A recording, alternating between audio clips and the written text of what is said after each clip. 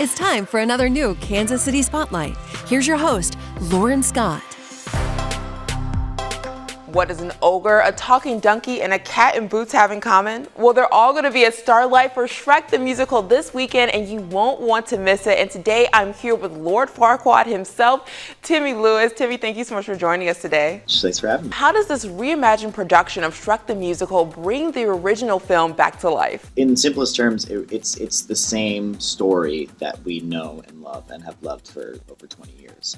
I mean, it's your same cast of characters, it's the same story, same plot, same everything, same accents, everything like that. So it is the Shrek we know and love, but obviously there are certain things that are different in the sense that it's real people instead of animations. All right, so tell me, what is it like to play Lord Farquaad every night? In the way that it's so much fun to play the villain in pretty much anything.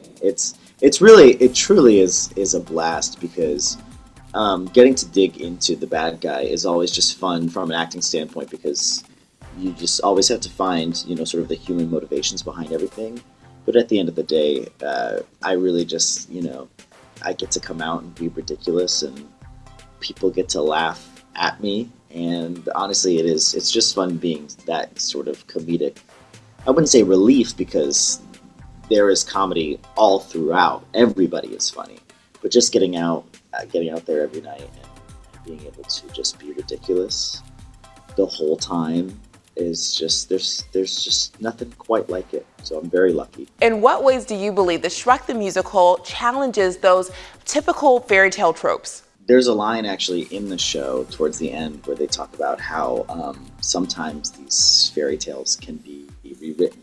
The characters are living, breathing characters that sort of, in this sense, have agency over their story. They're not locked into one specific fate. And also what's different about it in terms of traditional fairy tales is that the main character, our hero, is an ogre rather than, so getting to see an ogre have that hero's arc and be able to find love and acceptance is I feel like different than most other fairy tales. What do you hope audiences take away from Shrek the Musical? Everyone deserves love. Everyone deserves to not only receive love from others, whether that be romantic, platonic, because there are so many different forms of love in the show. Being able to accept yourself. You can love yourself and accept who you are, and others will do the same as well. All right, if you want to get tickets, make sure to head to kcstarlight.com. This Kansas City Spotlight is paid for by Starlight Theater.